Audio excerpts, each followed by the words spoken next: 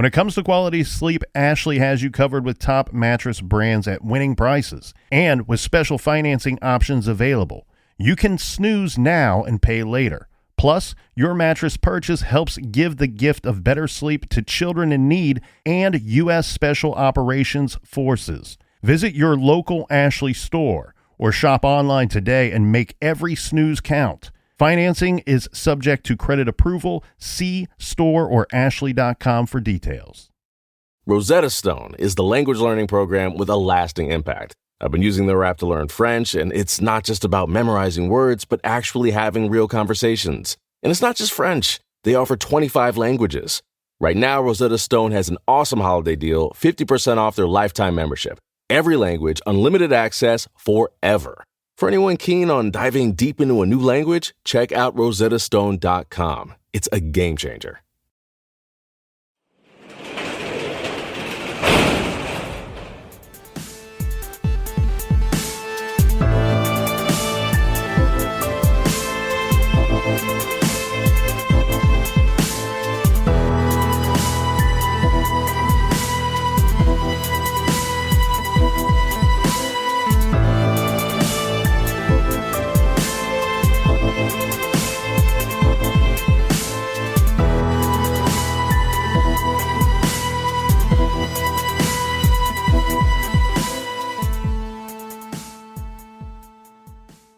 Welcome to True Crime Garage. Wherever you are, whatever you are doing, thanks for listening. I'm your host, Nick, and with me as always, ladies and gentlemen, he is, as I'd like to say, one half of the Mega Powers.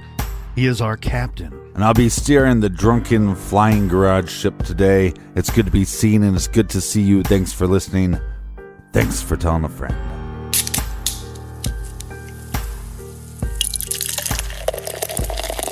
It's summertime and it's hot out, and I love an ice-cold, crisp Pilsner. So today, in the garage, we have a Pilsner from the pFriem Family Brewers, which won the 2018 Mid-Size Brewery of the Year from the Great American Beer Festival.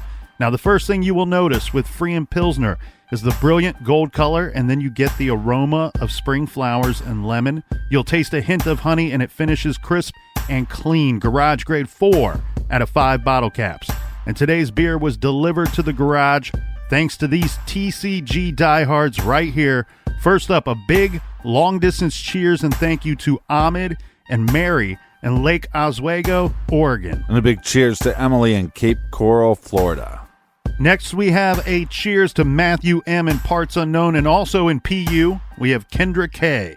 PU, because in Parts Unknown, people are not putting up the toilet seats, so you better put up the toilet seats or you get kicked out on your keister. And a big cheers, mates, to Cheryl in Rome, New York. And let's give some thanks to Jared and Jenny from Bluefield, West Virginia. And last but certainly not least, we have another Emily. She says to get some Dutch beer, and Emily is from Amsterdam. Everyone we just mentioned went to truecrimegarage.com and donated to this week's beer fund, and for that, we thank all of you. If you'd like to support the garage and get something back in return, go to truecrimegarage.com, click on our store page. We have some sticker packs, we got some tank tops, we have some t-shirts. We got a bunch of new products coming too, so you want to keep checking the store page for those. Also, check us out on the Stitcher app for our old episodes and Stitcher Premium for our weekly show called Off the Record. And that is enough of the business. All right, everybody, gather around, grab a chair, grab a few beers. Let's talk some true crime.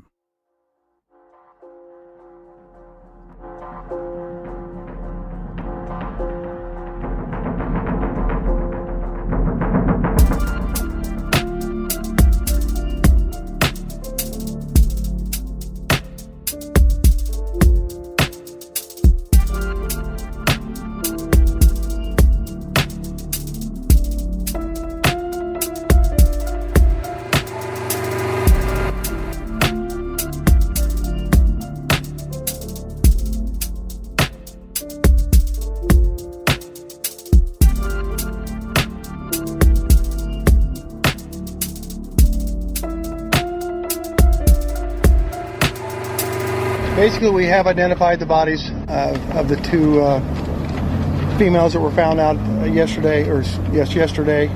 The bodies have been positively identified as Abigail J. Williams, 13, of the Delphi area, and Liberty Rose Lynn German, 14, of the Delphi area.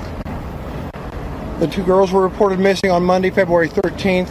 The bodies were discovered about 12:15 on the 14th in the woods just east of town here by volunteers that helped in the search of the children after they were reported missing to the Carroll County Sheriff's Department. Family has been notified. This is considered a double homicide investigation. No further information will be released at this time. We have nobody in custody at this time. So as far as I'm concerned, yes, there is somebody out there that did this horrendous crime, and we're going to track them down. It is disturbing. It is concerning as sheriff in my position, and I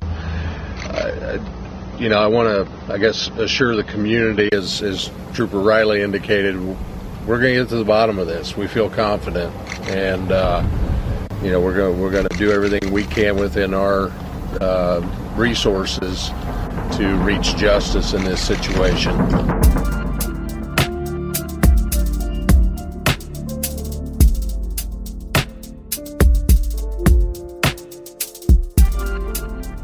This is Delphi, Indiana, and our case starts on the afternoon of February 13th, 2017.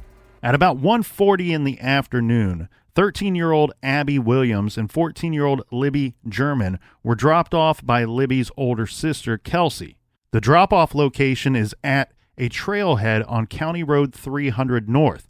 This is near the scenic Monon High Bridge, which is an abandoned railroad bridge that goes over Deer Creek in Carroll County, Indiana. Okay, I'm going to try to get as detailed on this portion of our timeline as I can. So, before the girls left to go to the bridge and the trails, Libby asked her older sister Kelsey several times if she could drive them out there, to which Kelsey said no several times before basically giving in and saying yes. Now, Liberty had already secured permission from her grandmother Becky to go to the bridge.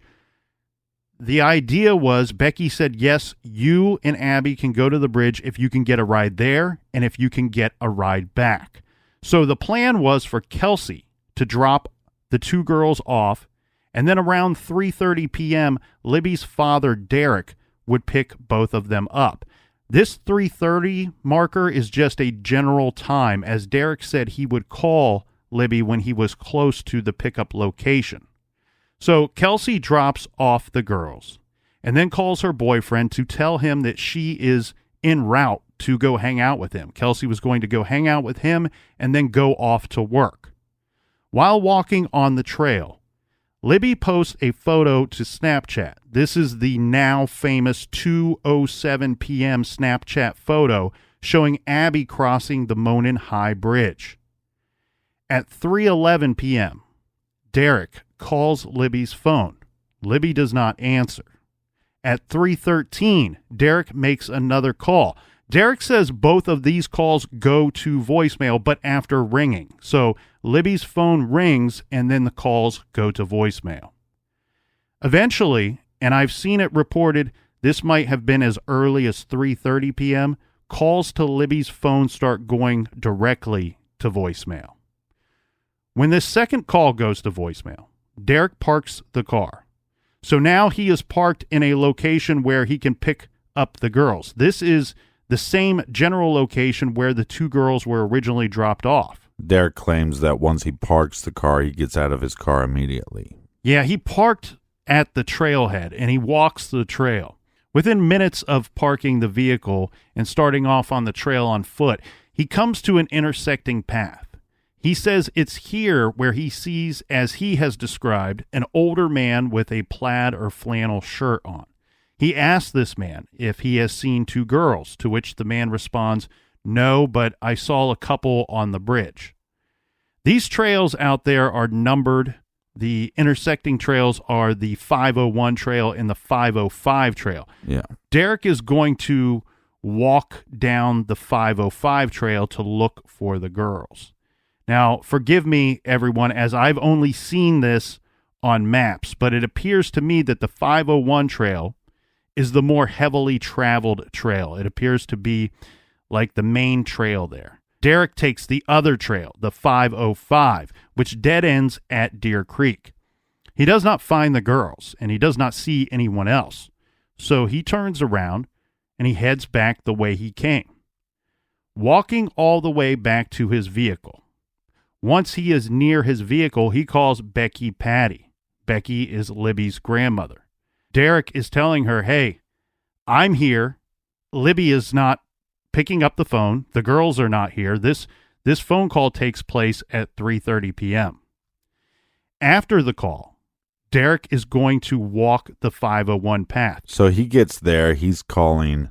Nobody's answering. He walks down a path, the lesser traveled path, gets back to the car, still nothing. Now he's going to go walk the main path. But at this point, there has to be some level of concern. Oh, yeah. Yeah, so much so that he's already called Becky, the grandmother. Right. So let's give a general description of this path, which I think is very important for those that have not seen this on a map, all right? From where he is parked, the general description is this. Starting from where he parked, he walks a short distance on a short trail. Once there, he is standing at the 501 trail, which is a long trail. It's the more traveled trail. It's also called the Monon High Bridge Trail because if you are standing right there at the intersecting trails, Trail 501 or the Monon High Bridge Trail to the northwest goes all the way to the Freedom Bridge, which is a beautiful pedestrian bridge that extends over Highway 25, better known as the Hoosier Heartland Highway, or Triple H for wrestling fans. To the northwest is this beautiful Freedom Bridge, right? To the southeast is the Monon High Bridge. So Derek goes up to the Freedom Bridge to see if the girls are up there. He does not see them. Then again, he turns around. By the time he gets back to the intersecting trails, this is when members of Libby's family start to arrive to help in the search. Remember, we said Kelsey was going to work. Well, she got a call from Becky, the grandmother, who is alerting the family that Libby is missing. So instead of going to work, Kelsey returns to help as well. Just real quick, just to recap, because a lot of things are happening here. The girls were dropped off at approximately 1:40 p.m. I've seen this time as early as 1:35 p.m. and as late as 1:45 p.m. Yeah. The Snapchat photo is at 2:07 p.m. So we know they are alive and well at 2:07. Then not even an hour and a half later, less than 90 minutes later, Derek is there at 3:15 looking for them. At 3:30, Becky is notified, and by 4 p.m., less than 2 hours after the Snapchat photo, multiple members of Libby's family are there at the trails and looking for the girls. Between 3:30 and 4 p.m., her family continues to try to call her, some leaving voicemails and some texting as well. At about 4:20 p.m., Kelsey, along with Cody is Libby's uncle. Kelsey and Cody set out down the trail, and they go in the direction of the Monon High Bridge. And they actually cross the bridge. When they get to the other side of the bridge, they went to a couple of the homes in the area, knocking on doors to inquire about Libby and Abby. According to Kelsey and Cody, they only speak to one person, and of course that person had not seen the girls. Mike Patty is Libby's grandfather. Just a quick background for those who are less familiar with the case. Libby and her older sister Kelsey were raised by their grandparents Mike and Becky. Derek is their father. Both their father and mother are involved in their lives, but the mother lives all the way, or lived at the time, about 4 hours away in Kentucky. Mike Patty, Libby's grandfather, arrives on the scene. This is right around 5 p.m. Now, there's a residence very near the trailhead parking area. Mike goes to this home. He knows these people there at the home. While there, he calls a friend of his who is a police officer. Then Mike goes back to the trails. This is around 5:20 p.m. At 5:30 p.m., Libby's family calls and notifies the police. A huge search gets underway, but is called off once it gets too dark. In a news release, Carroll County Sheriff Toby Lazenby says there's no reason to suspect foul play or believe the girls are in immediate danger. Well, and based off of video footage and photos that I've seen of this area, this would be difficult, I think, to search at night. Actually, I'd actually think parts of it would actually be dangerous to search at night. There's steep hills there, and there's also, I mean, that bridge, that Monon High Bridge, is dangerous in itself. Right. It's an abandoned railroad bridge. Anybody that walks across it, and many people have, it was a popular place to go before this incident, but even after, people have filmed themselves or taken pictures of themselves on this bridge, and you see everybody looking down as they walk it. It's a 70-foot drop, 70 or 75-foot drop if you fall off that bridge. And anybody that's ever walked on an abandoned railroad bridge knows that sometimes they're missing steps, and even all the steps that are there, there's a distance between them where you could twist an ankle. You could easily lose your footing. Right. And on top of that, too, I've seen pictures of this area both in the summer, fall, winter, and even in the month of February. Even with all the leaves off of the trees, this is an area that's heavily wooded in a lot of parts and tough to see things at any distance at all, even when the leaves are off of the trees. Right. So they call off the search. They're trying to be hopeful, but I'd be a little concerned that if they're out there somewhere in the park, that this is not the best area for them to be in, especially after dark. Right, and you have the highway that's right by there, the Indiana Highway number 25, which we've discussed that on other cases too. You don't want to disappear or go missing right around a highway, but that also probably leads to some kind of discussion on several levels. These are young teenage girls. They've only been missing for a few hours, probably, let's say 5-6 hours by the time they call off the search. Right.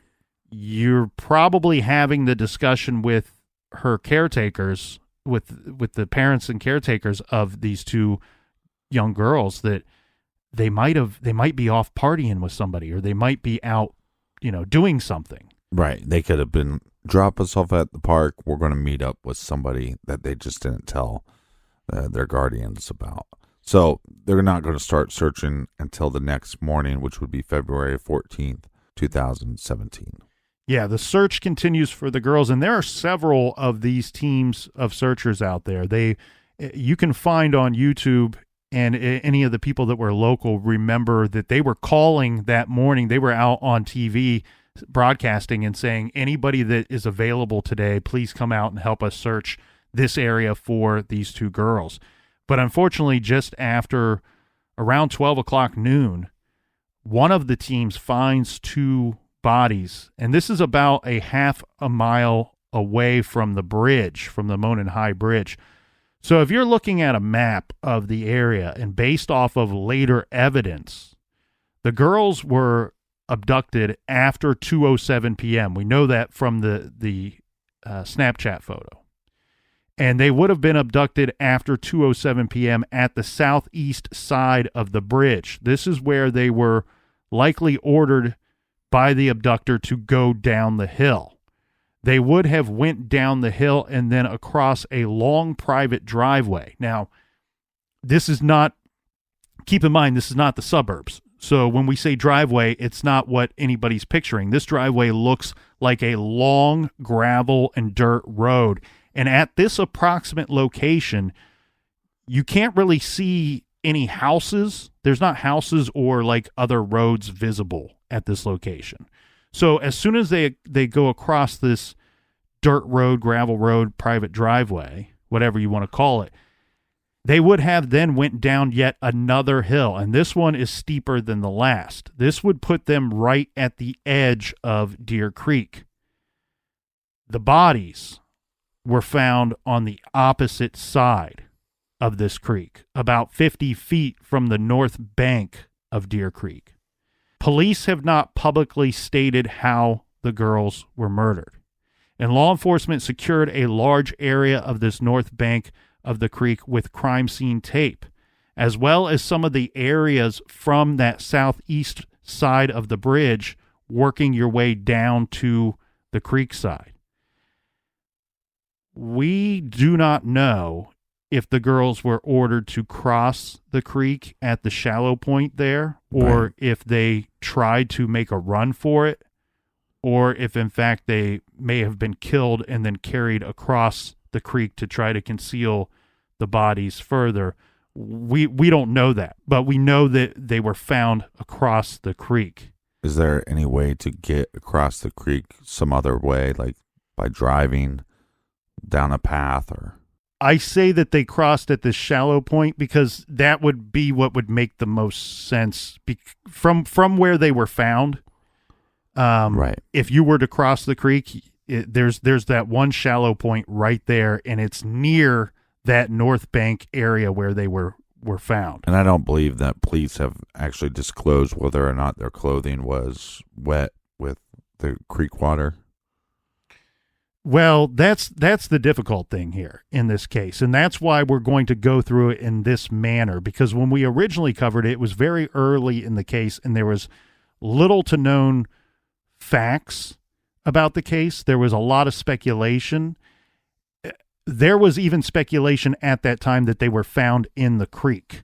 And we can piece together words of law enforcement and detectives since then to know that that's not true. They were found on dry ground about 50 feet from the creek side. Regarding the wet clothing, we don't know if their clothing was found at all.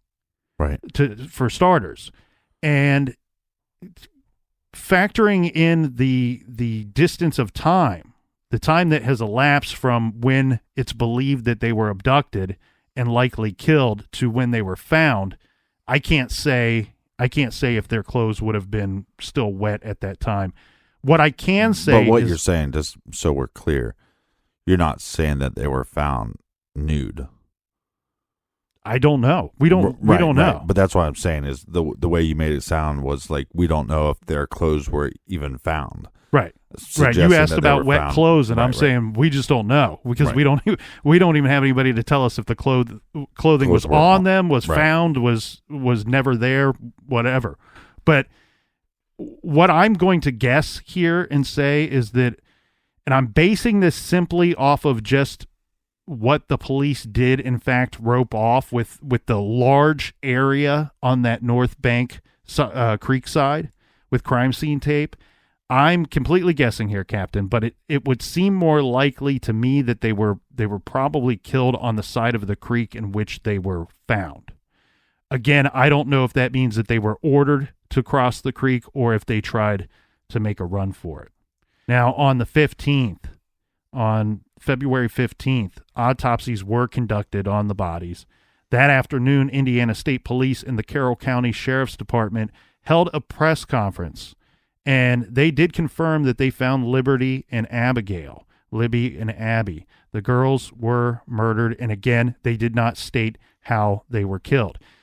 Indiana State Police also released a photo of a man reportedly seen on the trail around the time the girls disappeared.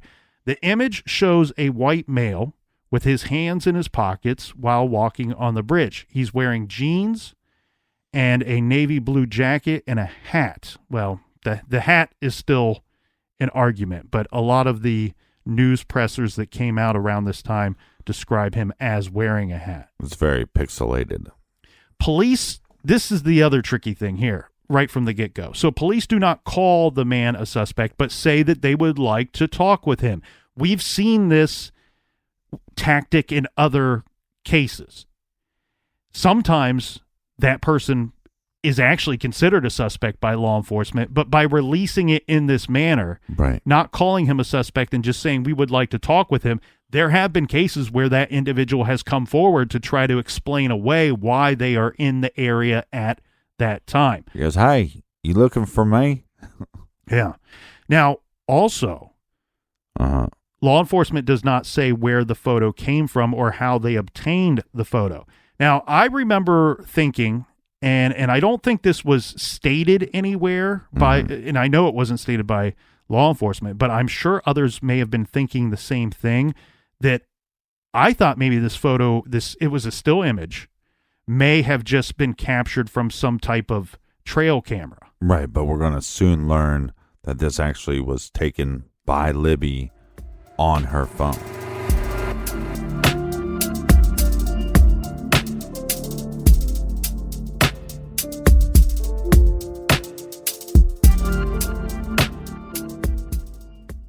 This show is sponsored by BetterHelp. Do you look forward to the holidays? Maybe you struggle with seasonal blues.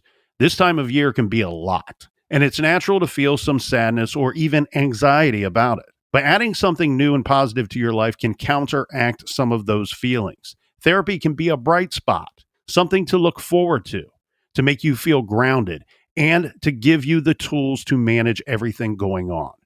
If you're thinking of starting therapy, give BetterHelp a try.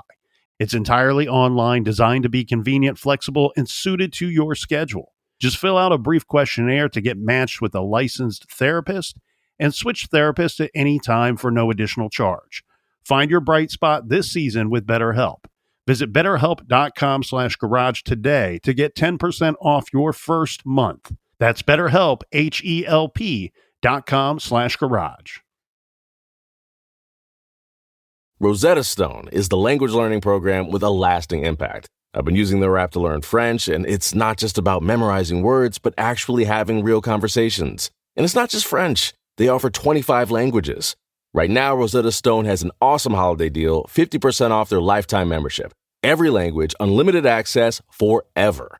For anyone keen on diving deep into a new language, check out rosettastone.com. It's a game changer. At Consumer Cellular, you get the same exact coverage as the largest carriers, but for up to half the cost. Same thing, up to half the cost. Up to half the cost for the same thing. 50% the money for 100% the same thing. I hope I'm making myself clear. Consumer Cellular. When freedom calls, we're here to answer. Call us at 1-888-FREEDOM. Half the cost savings based on cost of Consumer Cellular single-line 5GB data plan with unlimited talk and text compared to lowest cost single-line postpaid unlimited talk, text, and data plan offered by T-Mobile and Verizon May 2023.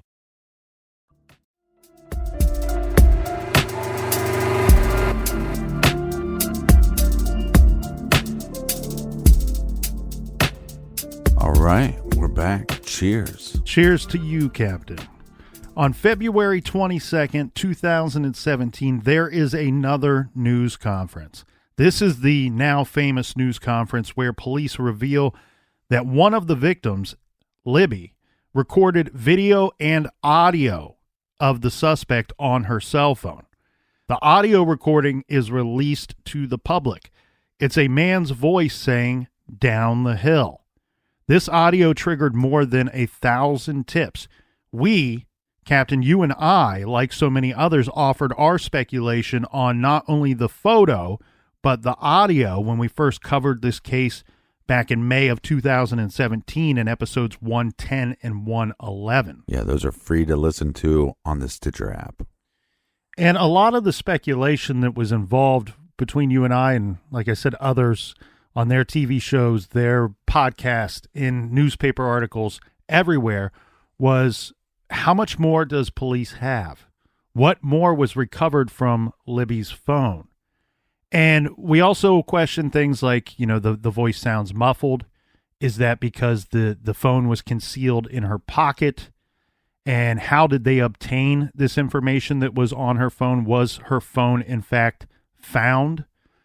I believe now, at the time, I thought maybe they pulled this stuff from the cloud, possibly. I've changed my opinion on that. I'm starting to think that they probably found her phone, and it was just I think the killer was in a rush to get out of there and may have not known that his image and his voice was captured on her phone. Yeah. Or was unaware that she had a phone. I mean, there's any number of reasons out there, but again, I'm just simply guessing on that. But I wanted to mention that I've changed my thoughts and feelings on that. I think very likely that they found her phone. Now, by March 1st, the reward money for information in the case grew to $200,000. 8 days later, Mike Patty, Libby's grandfather, who some on the internet were saying looked like the suspect or the bridge guy, speaks out publicly for the first time at the Carroll County Courthouse. Personally, I don't think Mike looks anything like what I think I'm seeing in the photo of the bridge guy. And I say what I think that I'm seeing because, as you've pointed out, it's a pixelated, grainy photo. Right. It's taken some distance away. The man on the bridge guy, is some distance away from Libby when she took this video footage.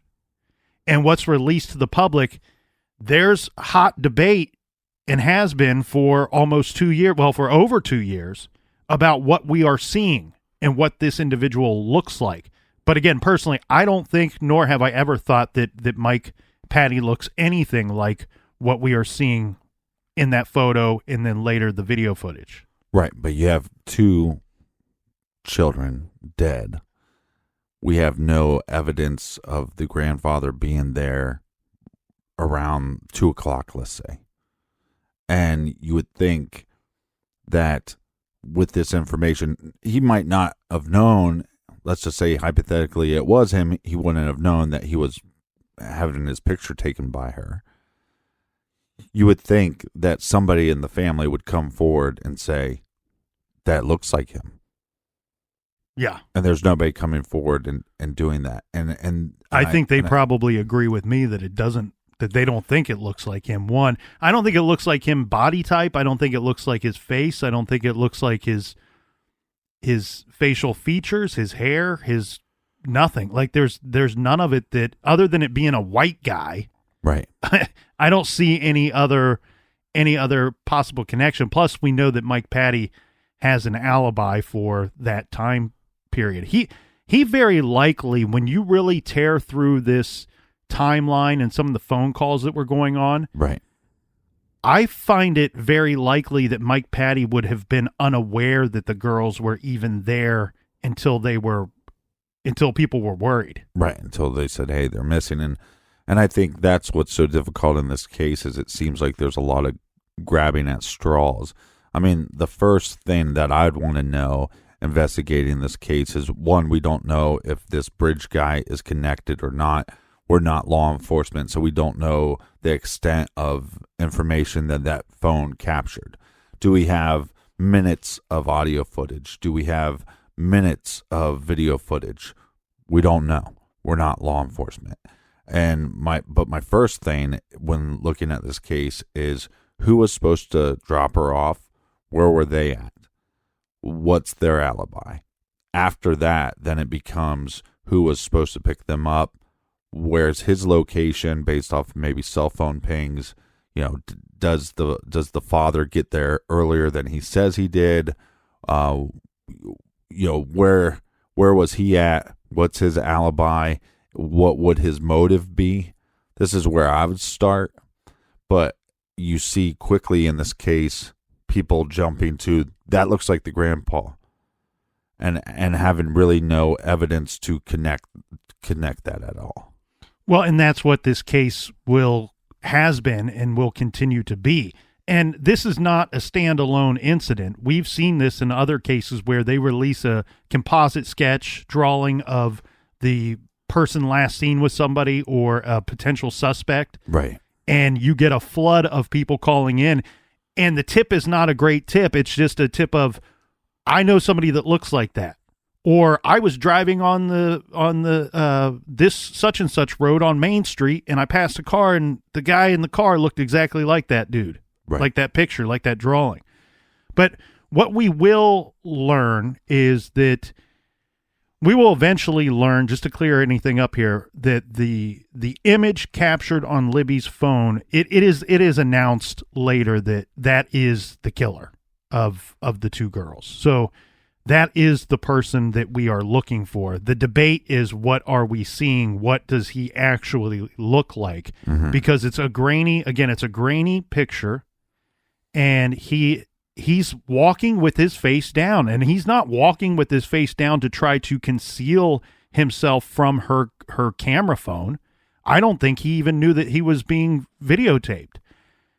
He's looking down because he's making sure that he doesn't lose his footing on that bridge. Right, and fall 70 feet. Just like everybody else. If this guy felt that he needed to conceal his face from these two girls, he would have put on a mask or he would have put something on. He would have done that in a different manner other than just simply looking down as he's walking toward them.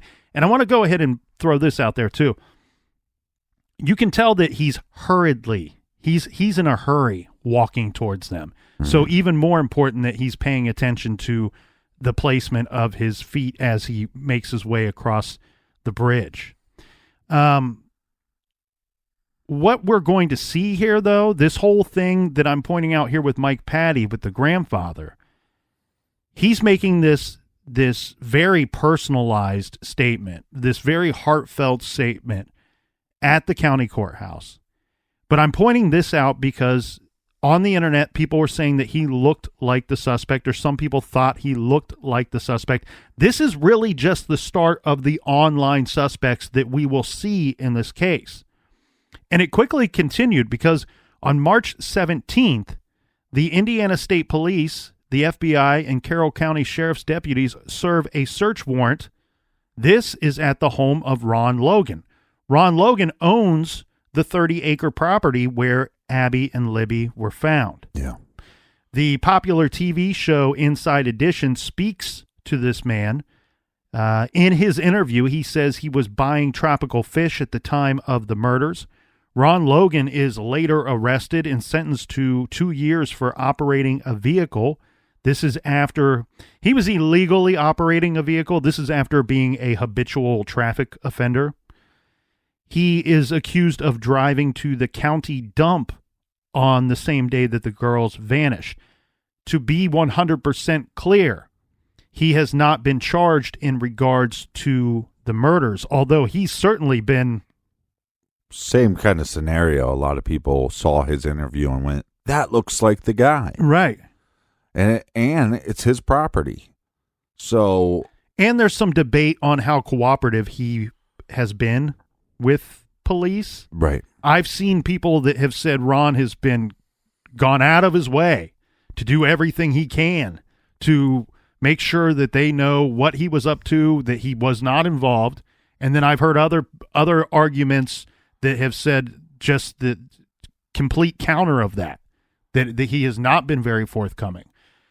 Yeah, and a lot of people actually speculate that here's this lesser charge that we can charge him with, and therefore maybe he would then say something. Because I remember at the time, once they arrested him, it's like, okay, well, here's this guy that claims he was somewhere where he wasn't. Then they, why is he at the dump the day that these girls are found? Yeah, none of this is sounding good. That doesn't sound good. What is he disposing of? Because yes, you find these bodies, but again, we don't know if they were clothed or not clothed. And then on top of that, what did he use for these murders? And did he go to the dump and dump those? So a lot of people speculated early that this was a tactic to get him behind bars, get him thinking about what happened, get him away from everybody, and therefore he would then come forward and maybe possibly confess to this. The other thing, though, too, is, we talk about what does not sound good for Ron. What does look good to me is I don't think that he looked like the bridge guy. I think Ron looks considerably older than what I think I'm seeing in that picture, and I don't think he matches the description. Not only does he look older, he looks taller to me than what we believe we are looking for. And then in July of 2017, after everyone was waiting for the other shoe to drop for some kind of new information on the case, the Indiana State Police released a sketch of the murder suspect. The person depicted in the composite sketch is described as a white male between 5'6" tall to 5'10" tall, weighing 180 to 220 pounds, with reddish brown hair and eye color unknown. Right, so this would go against Logan. Yeah. Because of the hair color. One, also the drawing looks a lot younger than Logan looks. Yeah, and this part of the story can get a little confusing for people not so familiar with the case, because there are eventually 2 sketches released. This is the first one, and I guarantee that people have seen this. This is the one with the the flapjack hat on and the little kind of thin goatee, hair sticking out on the sides around the ears, and the individual wearing a hoodie. Well, on the picture that they released to the public, it's very pixelated. So then one would have to start assuming that they had some other angle, some other picture that they found on Libby's phone, and that's how they were getting this drawing. Well, that's interesting. That's always been another hotly debated item. So it's rumored and then later stated on the Dr. Phil show that this sketch was the product of more than one eyewitness who saw this man on the trails.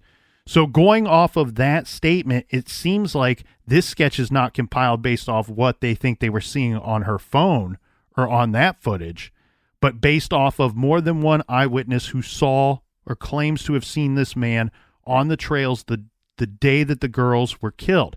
Now, for some speculation on this, several people have put together and compiled some good info on this case. These people seem to believe that given the timing of the known facts and of the persons on the trails that day and Libby's family, they're searching for her just shortly after the abduction, for there to be more than one eyewitness of this man, many believe he must have been spotted both before and after the murders.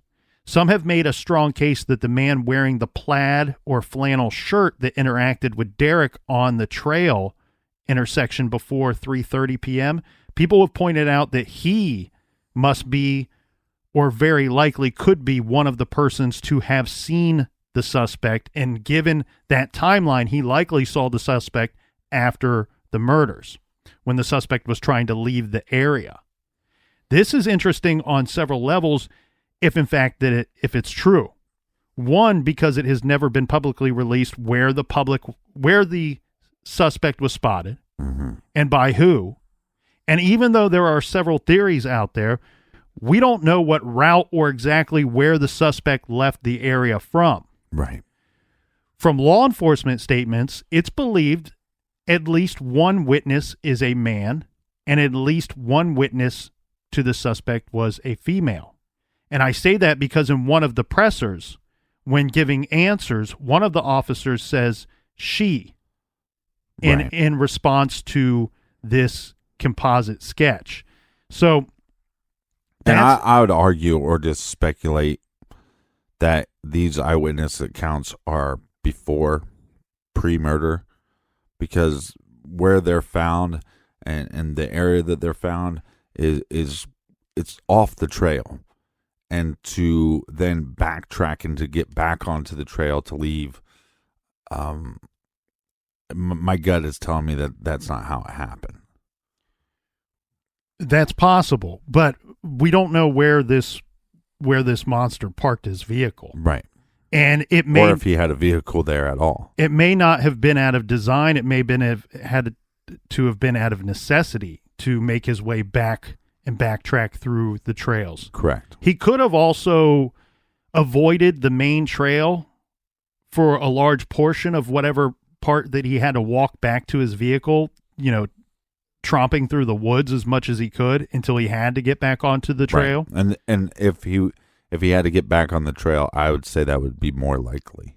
We cannot say for certain that the man in the plaid or flannel shirt was one of the people that claims to have seen the suspect that was provided details to come up with this sketch. But I'm guessing based off of that, and this individual has talked with police pretty extensively. If regarding his timeline, flannel shirt man, plaid shirt man's timeline, right?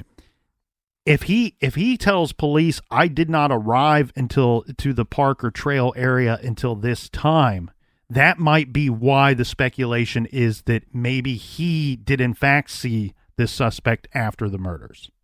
Because what's so interesting about this timeline to me, and what we did not know when we first covered this case, is the window in which the murders very likely occurred is so much shorter than what we originally thought. Right. we're talking about, it's so very likely that this all went down between about 2:15 and maybe 3:00.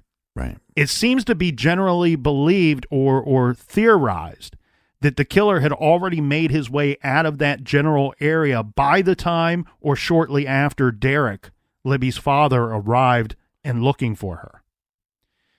And I think you can base that thought off of his interaction with the flannel shirt man. Right. All right. Sorry, I went down a long road there, but thank you for joining me on it there. Well, Captain. I also want to bring up the fact that based on, it's speculated because they're not telling us how they died, how they were killed, right? Mm-hmm. But from some of the rumors out there, that you would think that this guy would have some kind of blood on him. There would be some kind of blood evidence. And so that's why, like I said, whether you're leaving from a different way that you came in, because you could backtrack somewhere, or like you said, and I agree with you, staying off the path as long as you can because you have this evidence on you that something bad happened. Mm-hmm. And so I think that, again, they have all this information. They're only releasing bits and pieces, so we can only speculate on some of these things. You know what? I do want to point out real quick while we're on that topic, before the thought leaves my tiny little brain here. There is one YouTuber who's done, well, there's several YouTubers that have done a lot of work on this case. Some of it good, some of it bad. Just that's Right. my warning. If you choose to go down that path, don't say that the colonel and the captain sent you. Go in there, swim at your own risk. Some of it is good info, and some of it is absolutely painful and terrible to watch. Yeah, but at the Not end of good the, stuff. Right, but at the end of the day, there's 2 murdered kids, and I think that's why the community of true crimers have tried to get behind this case and try to do everything they can to put the word out there. And sometimes people get fixated in their ideas and fixated on, it has to be this Logan guy, or it has to be the father, or it has to be the grandfather. They just get fixated, but at the end of the day, I think they don't mean harm by that. I think they're really trying to bring attention to the case. Well, this is one thing that I found super interesting that this guy did, and I can't remember his first name, last name Greeno.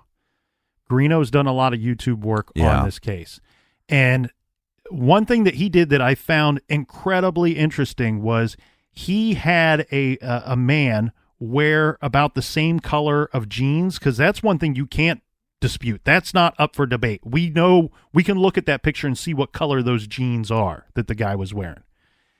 And so he had somebody wear the same color of jeans. And remember, what we do know is the killer, the bridge guy, would have had to cross that creek at some point.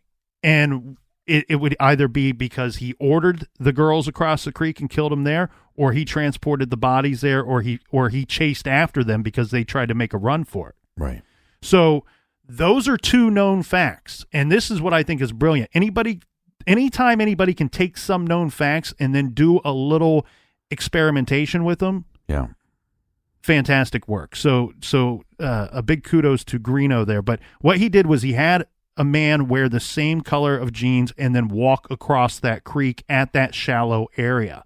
And then very shortly afterwards, he videotaped the guy's jeans, which sounds silly.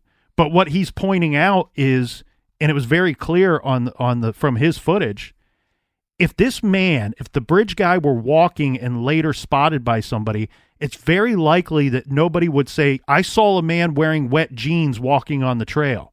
The color of those jeans when he filmed them after the guy walked across the water there, right, did not appear to look wet to me, which I found fascinating, because that was one thing that I always wondered about once we learned more of the area of where, in fact, they were found. I kept going, well, why wouldn't have, out of these witnesses and out of these people that were at the bridge and at the trails that day, and then all these people from Libby's family there shortly afterwards looking for her, mm-hmm. it would have been so easy for police to get a tip that, oh, I saw a guy that looked exactly like this, and what was so odd about him was he was soaking wet. But we don't have that tip. Right. And again, we don't know. You would think maybe you would see more of that if the perpetrator chased after them and had to run through the water. But again, if it's one of those things where it's the crime happened on one side and then the murderer transported their bodies over, you could roll up your jeans or whatever. But basically what you're stating, which I think is very intelligent, is the idea of even if they walked through the water, you might not have seen, this might not have stuck out to you. No, because all it looks like is a darker pair of blue jeans. It doesn't look like they're soaking wet. It just looks like a darker color, a darker shade of blue. And here's the other thing too, regarding Mike Patty and the property owner, Ron Logan. Look, I understand people have their suspicions, but I want to throw this out there just so we can all try to get on the same page.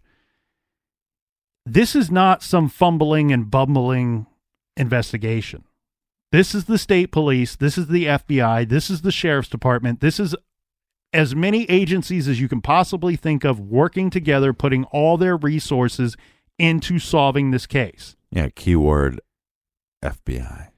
If the bridge guy was somebody so close in social circle to one of the victims, such as Mike Patty, or somebody so close in proximity as to Ron Logan to where the bodies were found on his property, it's been over 2 years. This thing would have been solved by now. Now, nobody's out there standing on a hill saying, I'm going to die on this hill and argue this to death that these two were not involved. Nobody's doing that. So Right. There's still public speculation and suspicion out there.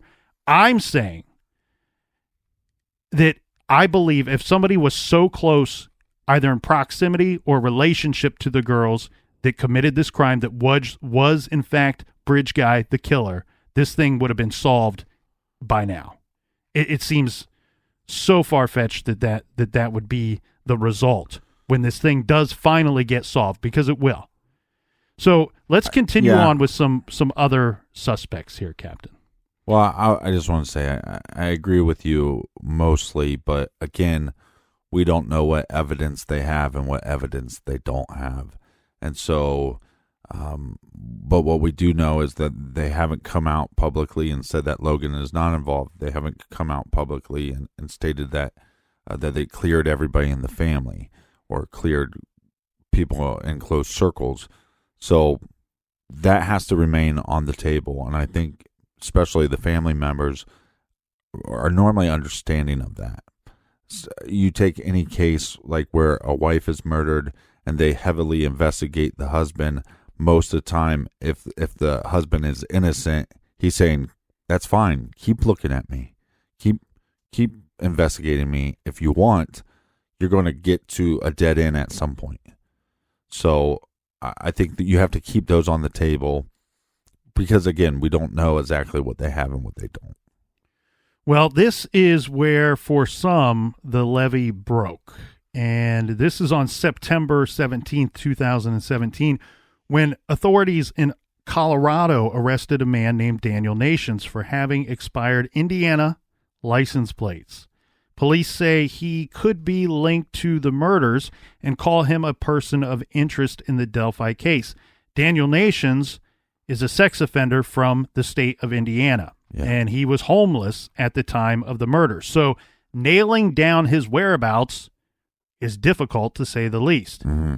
Nations' wife says he resembles the police sketch of the suspect, but did not own the clothing seen in the photo. Yeah. In fact, she told the Gazette newspaper, quote, I can't tell if that is him or not, but the one thing I'm not going to buckle on, he did not have that jacket.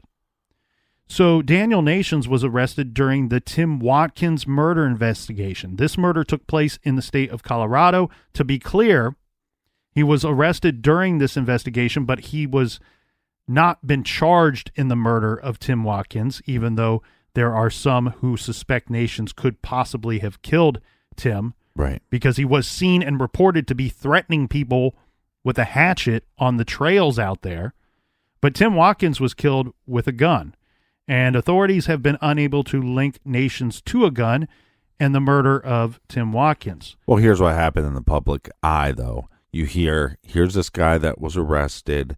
He was on these trails. He was threatening people with a hatchet, and you go, and he's from Indiana, and I believe he had a probation hearing or some kind of hearing that he was supposed to show up to. He's supposed to check in regularly because he's a sex offender. Right. He's like he's got a parole officer and all that jazz, and he's got to show up and say, "Hey, I'm here. I'm still working at my job. I'm keeping my nose clean. I'm not doing anything weird." But it was like something and he didn't strange. show up. Yeah, but it was like the week after the murders.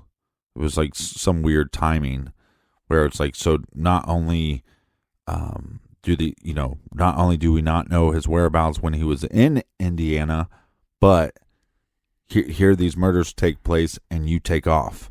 And the next time we see you, you're in Colorado threatening people with a hatchet. Acting like a complete nut job. And if you see his picture and you see the first drawing of the suspect, you go, I can see that.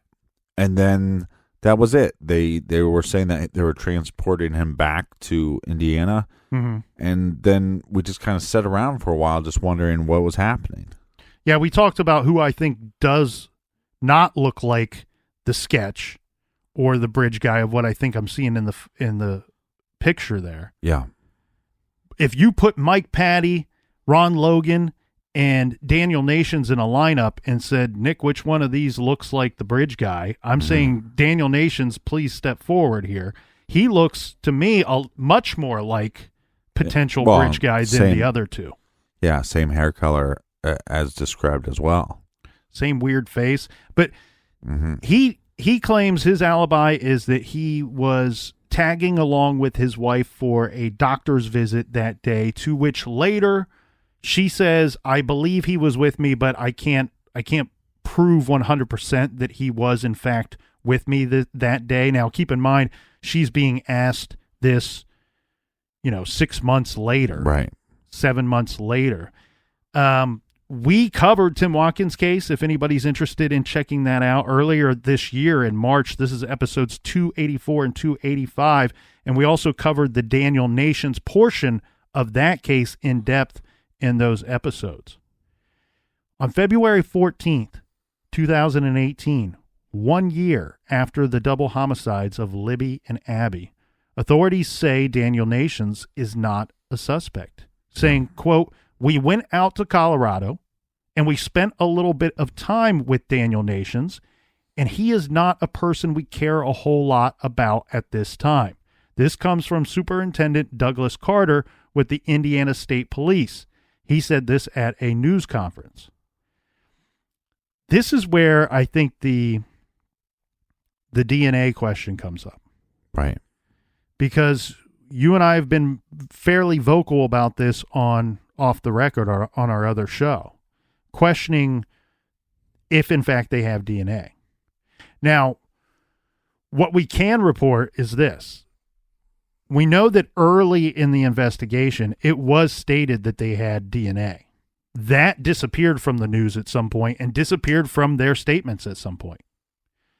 Yeah. There's also rumor that very quickly, I mean, we're talking like the next day, 2 days after the girls were found, very quickly in this investigation, the first 48, first 72 hours after finding the bodies, the local rumor is that the state police were in the area knocking on doors, not only interviewing everybody that lived in the immediate area, but also asking them to submit DNA.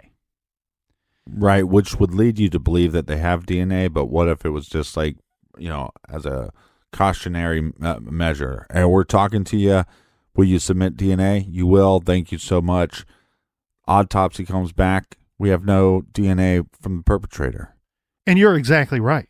And that's the whole problem with public perception on this case and others as well. You can't immediately go, well, they're asking people for DNA, so they must have it. You can't believe that, because it is a tactic. It's an investigative tool just to see if you can make somebody squirm.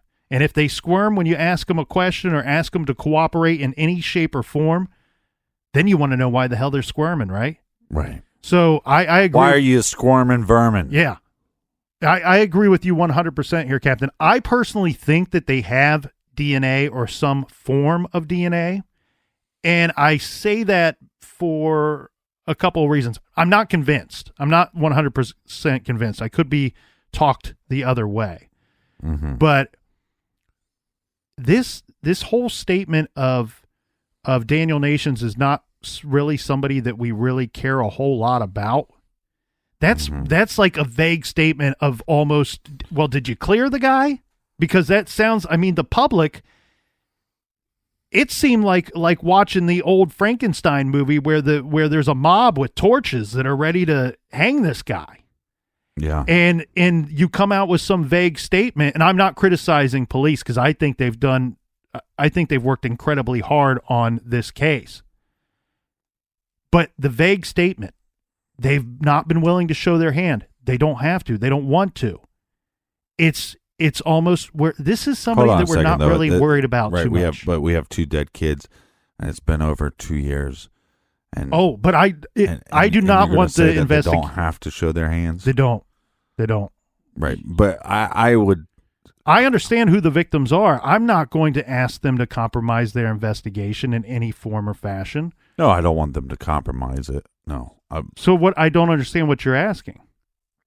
No, what I'm saying is that I think your statement is a little silly because it's like, well, they don't have to show anything. They don't have to do anything. Well, whatever they've done so far, it obviously hasn't worked.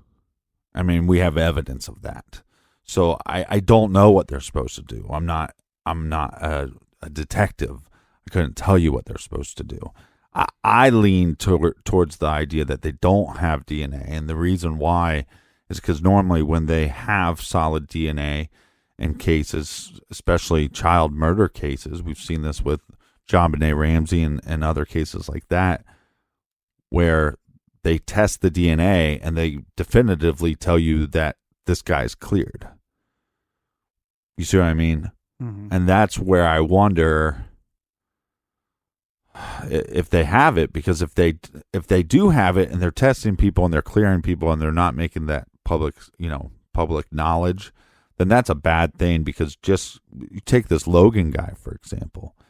These girls are found on his property, 30 acres, which is pretty freaking big. And think about the ringer that they put him through.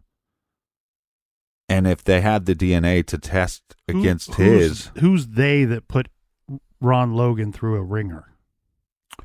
Is that law enforcement or the public? Because law enforcement is not in charge of the public. No, I understand that. But again, if law enforcement has the DNA and they matched it and it didn't match Logan's DNA, then I think you have a responsibility when you know the public is going after this guy, like you said, like the old Frankenstein movies. I think you have an obligation to him. You're supposed to serve and protect each individual. And if you have a test that definitively shows that he wasn't involved, I think you have the obligation to then come out and go, hey, we know that people are speculating that Logan is right. But that's my reasoning, that to me, that's the evidence that they don't have the DNA. Or that they don't have Ron Logan's DNA. Yeah, but he was arrested. They could have taken his DNA then. And same way with Nations. So here's 2 individuals that are highly suspect. On top of that, a third individual. Is that a felony charge? Because I think in most states you have to be charged and convicted of a felony to be forced to submit your DNA. I could be wrong, but that's my understanding. Right, to be forced. But if you're again, okay. Obviously, we don't know for a fact if they have Logan's DNA or not. Do they have Nation's DNA? Do they have, the grandfather's DNA? I'm not for sure, but I would just assume that if I'm the grandfather and everybody's saying, hey, you kind of look like the bridge guy, and law enforcement is telling me that they have DNA, and I know I'm not the killer, swab me up.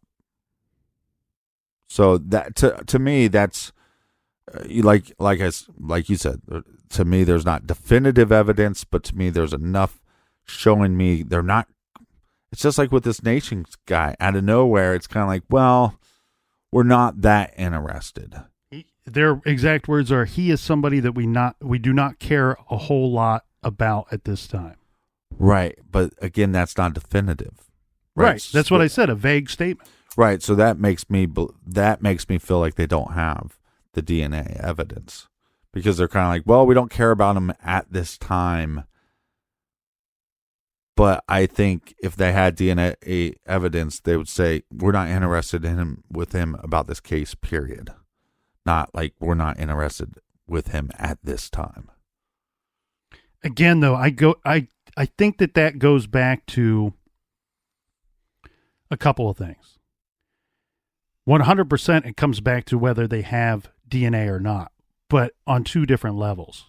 I think if they don't have DNA, they want, and they're fine with the bridge guy walking around believing that they have it or suspecting that they have it. Right. So they don't want to show their hand on that front if they don't have it. Now, if they do have it and there's something up with it, right, that's tricky too. There could be some kind of what do they call that when there's actually a mixture? Well, there's a bazillion different things that could be going on with it. So one, it could be that they have it, but their sample is of such that they need to compare it to a profile, and they can't really do a whole lot with it without having a match to compare it to. Right. If that's the case, that's difficult. Or they could have it and it be contaminated. Right. They could, you know what I mean? There's a million different things that you can really go into here. The reason why I go on the opposite side, and what's interesting, I think, here is that really you and I kind of have the same argument for different sides of the fence, is that where I lean to that they probably have some form of DNA is that they are somewhat dismissing people. And we see that with Nations, which is the same and just as good of an argument as yours saying, well, they've not cleared other people who probably should be cleared in the eyes of the public.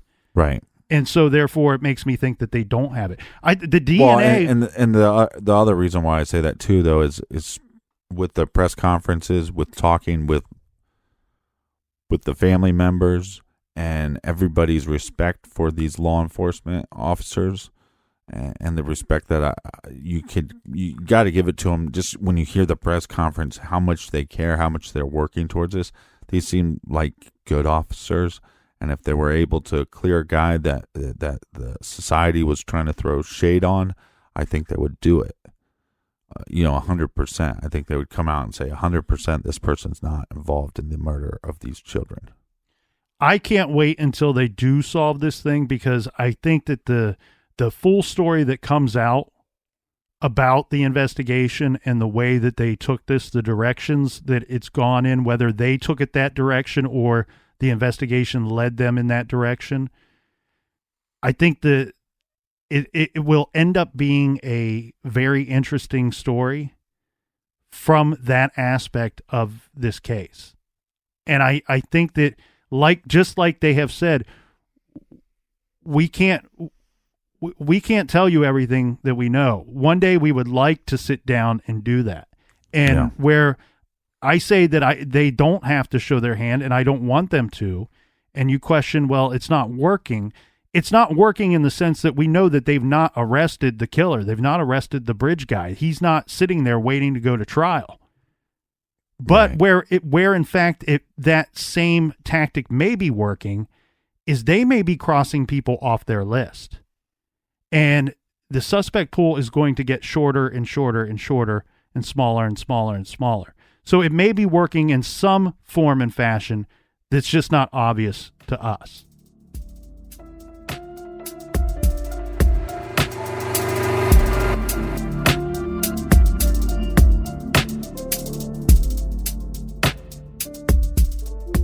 Make sure you join us back here in the garage tomorrow for part 2. Until then, be good, be kind, and don't litter.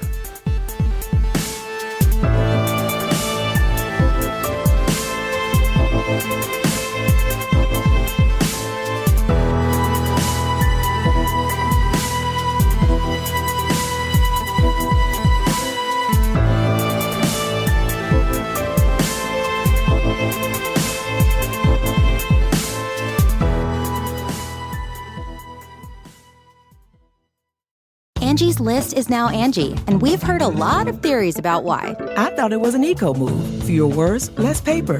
No, it was so you could say it faster. No, it's to be more iconic. Must be a tech thing. But those aren't quite right. It's because now you can compare upfront prices, book a service instantly, and even get your project handled from start to finish. Sounds easy. It is, and it makes us so much more than just a list. Get started at Angie.com. That's ANGI, or download the app today.